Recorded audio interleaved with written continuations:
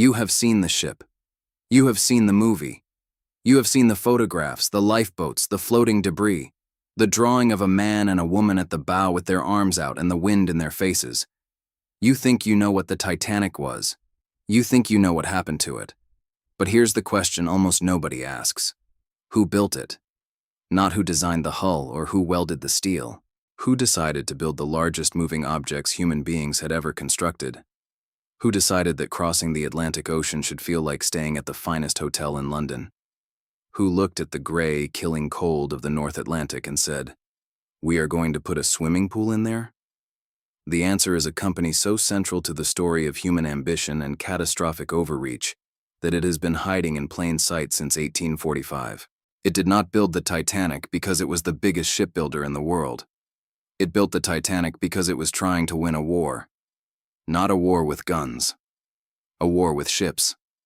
A commercial war so ferocious, so personal, so driven by ego and national pride and the hunger for the richest passengers on Earth that it reshaped the ocean itself and eventually killed over 1,500 people on a single night in April 1912. This is the story of the White Star Line.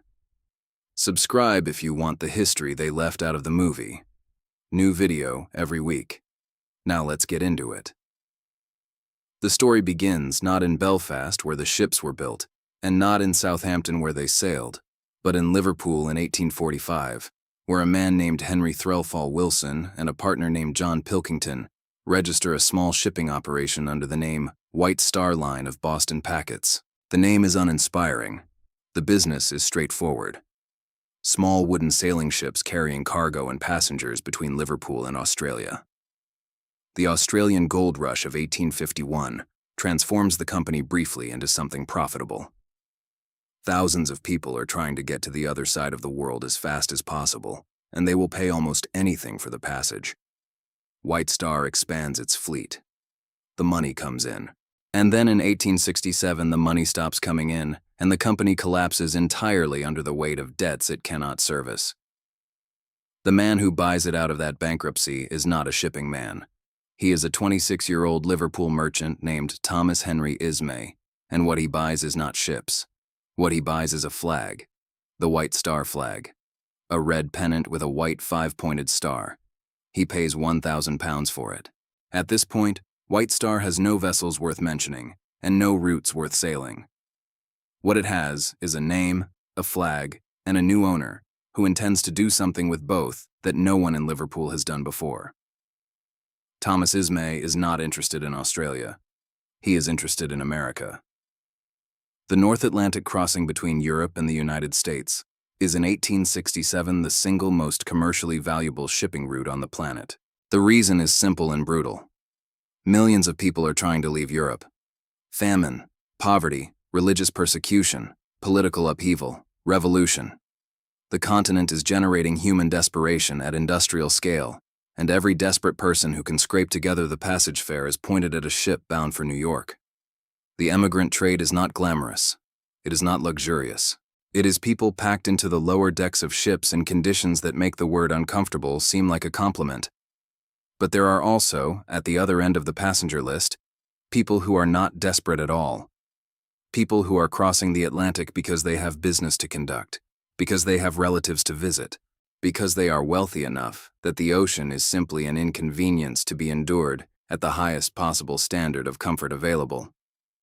These passengers, the ones in the first-class cabins, are the ones every shipping company wants. They pay 10 times what an emigrant pays. They tell their friends, they come back. And there are not enough ships competing for them. Thomas Ismay sees this.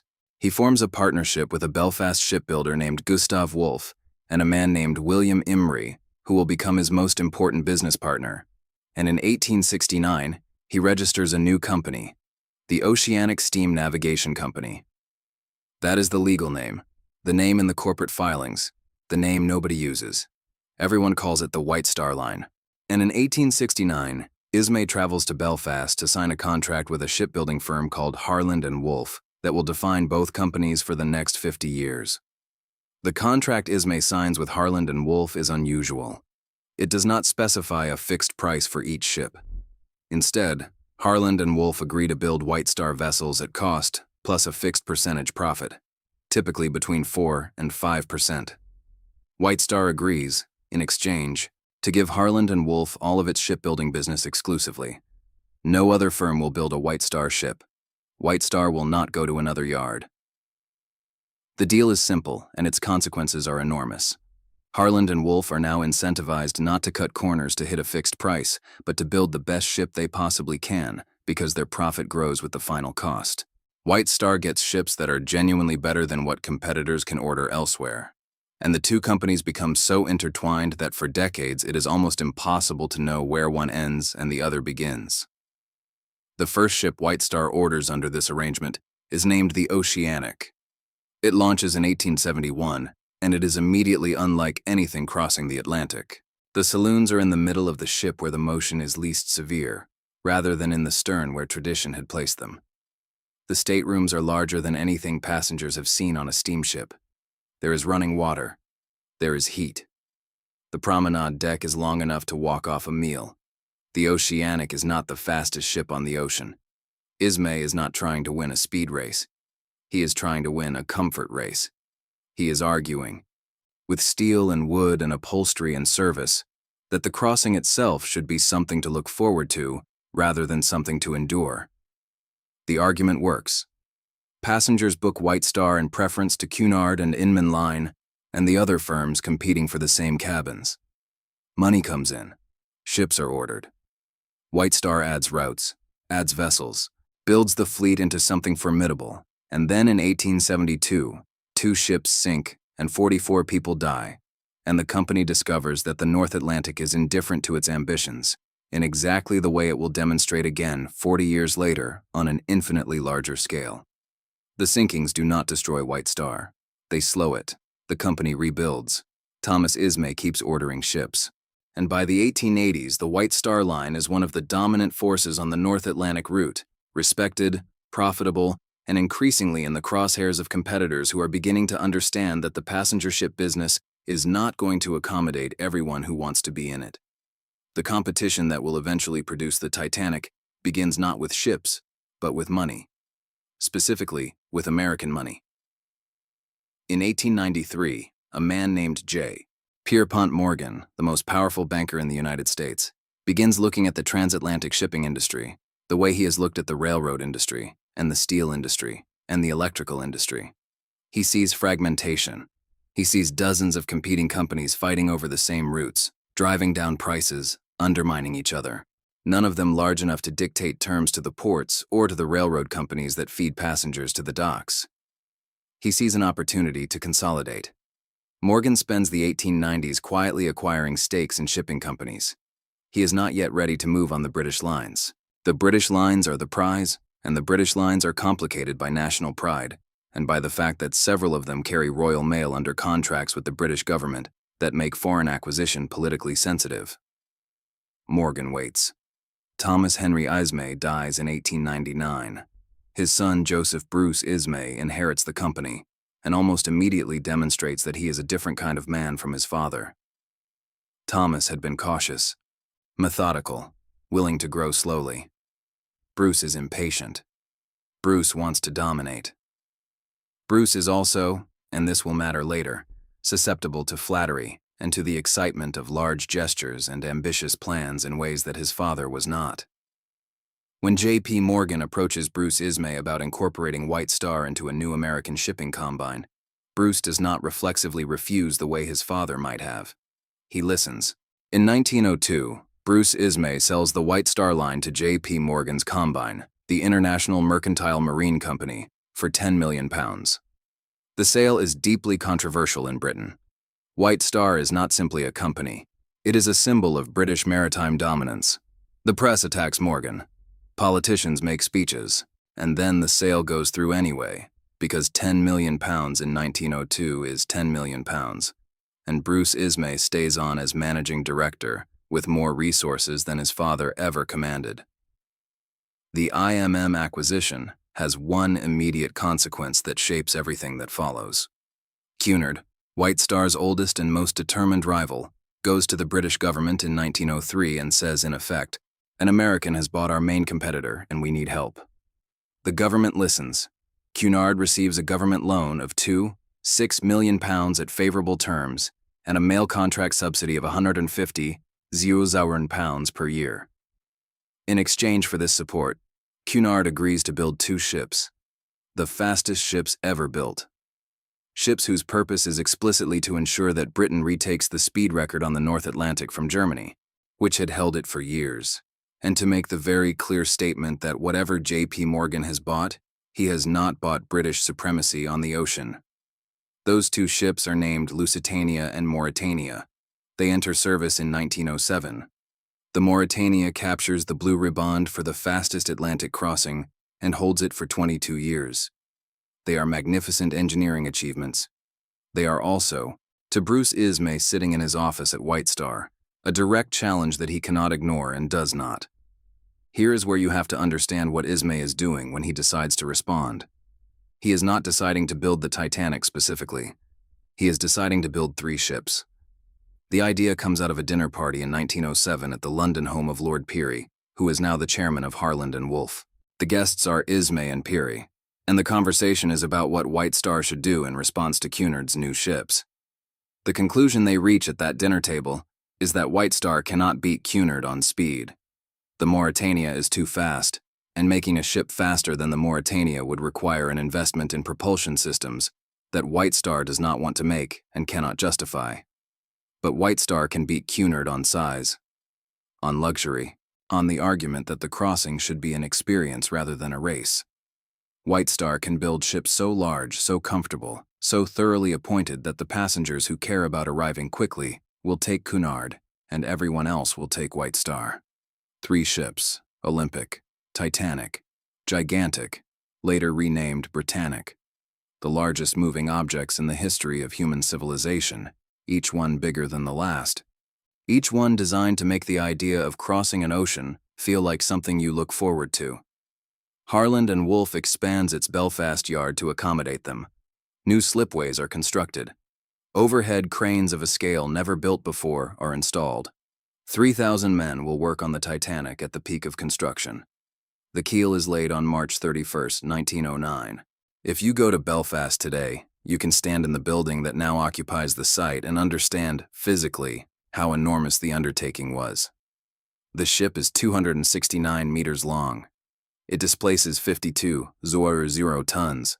It has 9 decks. It contains a swimming pool, a Turkish bath, a gym, a squash court, 4 restaurants, a dark room for passengers who want to develop their own photographs, a post office that will process 364 letters and packages in the 4 days it is at sea, and first-class staterooms so large and so elaborately decorated in period styles ranging from Louis XIV to Old Dutch that passengers who have stayed at Claridge's and the Ritz and the George V find them comparable. The cost to build is £5 million, equivalent to roughly £180 million today. It is insured for $1 million. The Titanic is not just a ship, it is an argument. The argument is that civilization can be transported, that you do not have to leave the comforts of the shore behind when you cross the ocean, that the ocean is simply a medium through which the finest things in European and American life move from one side to the other, unmolested, undiminished, maintained at the same standard they would achieve on land. It is an argument about what human beings can build when they are willing to be bold enough, and the spring of 1912 is exactly when the argument breaks. You already know what happens on the night of April 14th into the morning of April 15th, 1912. What you may not know is what it does to the company. White Star does not immediately collapse after the Titanic. The other 2 ships are completed. Olympic serves for 24 more years and is eventually broken up in 1935.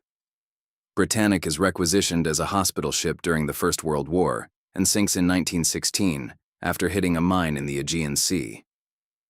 Not one of the 3 ships that Ismay and Peary conceived at that dinner table in 1907 dies quietly. Every single one of them ends in disaster or the scrapyard. The inquiry into the Titanic disaster runs on both sides of the Atlantic simultaneously. The British inquiry is chaired by Lord Mersey. The American inquiry is chaired by Senator William Alden Smith of Michigan. Both inquiries want to understand the same things.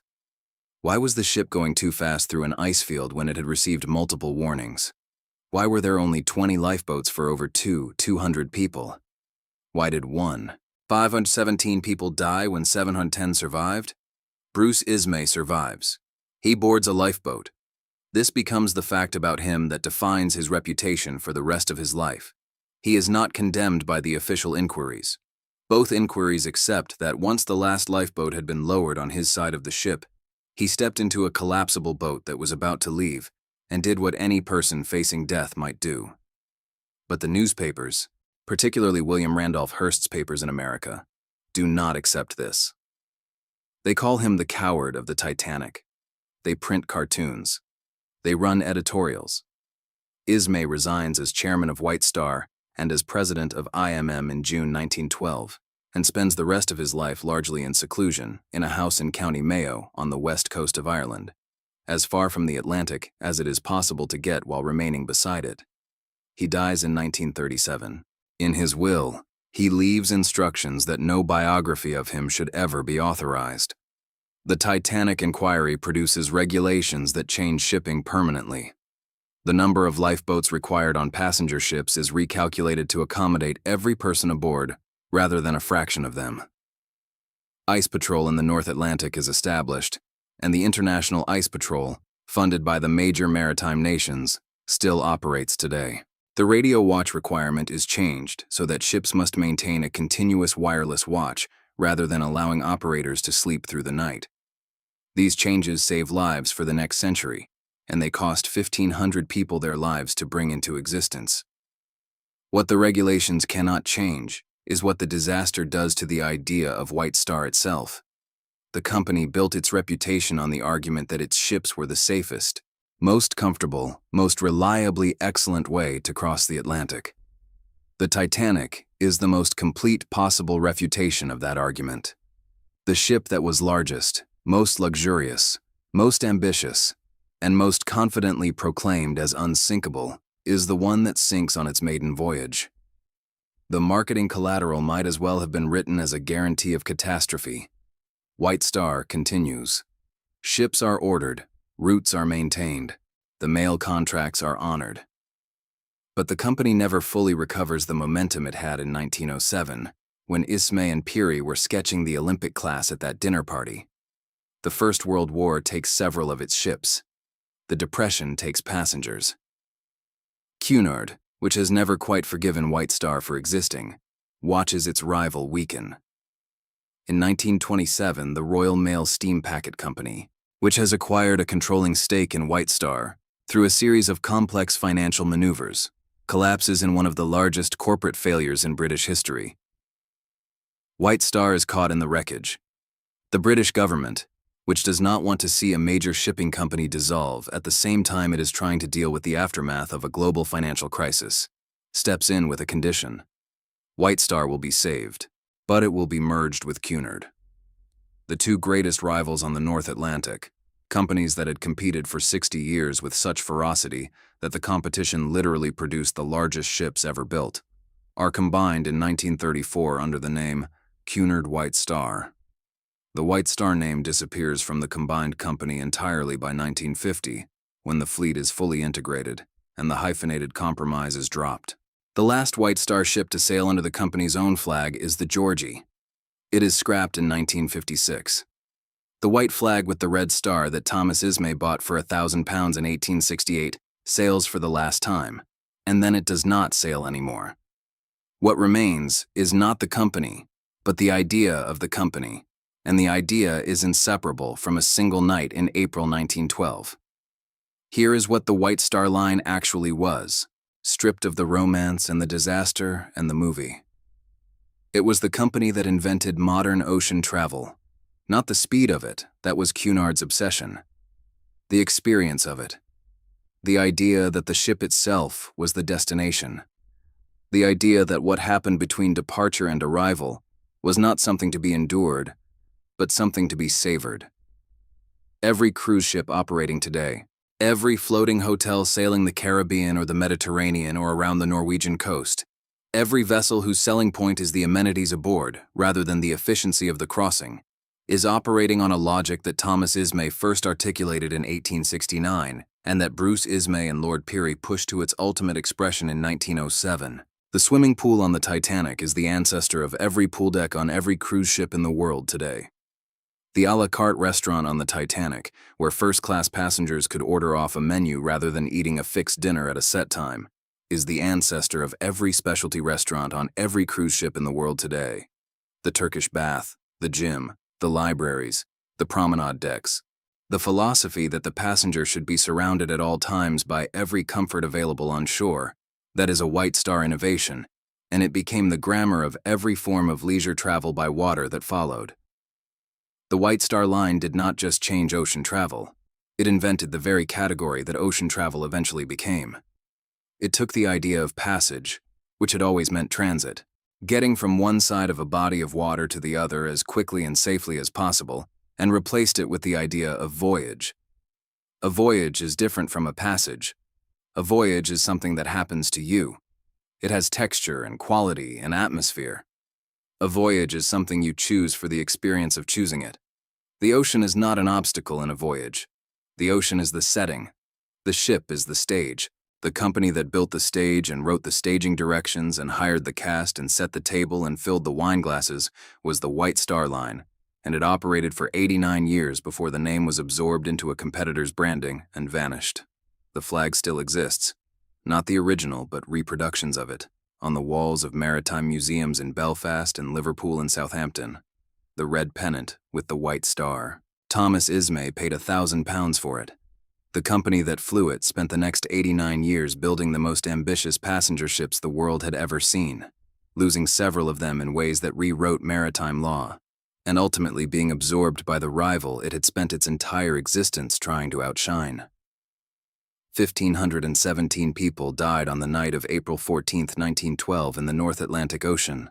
They died because a ship was going too fast through an ice field, because the lookouts in the crow's nest did not have binoculars, because there were not enough lifeboats, because the water was 2 degrees Celsius, and a person cannot survive 2-degree water for more than 15 minutes, and because the company that built and operated the ship had argued so loudly and so confidently that it was the finest, safest, most indestructible vessel in human history that the people running it had come to half believe the argument themselves. That is what happens when an institution begins to believe its own marketing. It stops checking the ice reports at midnight. It stops doing the math on the lifeboats. It keeps the speed up because slowing down would be an admission that the argument was not quite as ironclad as the brochure suggested. The White Star Line built something extraordinary, and it built it with such confidence in its own judgment that it stopped listening to the signals telling it that confidence alone does not float a ship. The ocean does not care about your ambition. The ocean does not read the brochures. The ocean is cold and dark and indifferent, and in April 1912 it demonstrated this with a precision and a finality that the White Star Line never recovered from, and that the world has not forgotten in the 112 years since the ship went down. The flag is in the museum. The name is in the history books. The ships are on the bottom of the ocean and at the bottom of the breaking yards. And the idea, the central revolutionary idea that Thomas Ismay had in 1869 about what it could mean to cross an ocean, is in every cruise ship sailing every warm water route in the world today, completely unattributed, perfectly preserved, and generating more revenue every year than the White Star Line generated in its entire 89-year existence. That is how the history of great companies works. The company dies. The idea survives. The name disappears. The influence never does. Comment below whether you knew about White Star before the Titanic. Tell me what part of this story surprised you the most. If you made it this far, you are exactly the kind of person this channel is built for. Subscribe, and I will see you next week.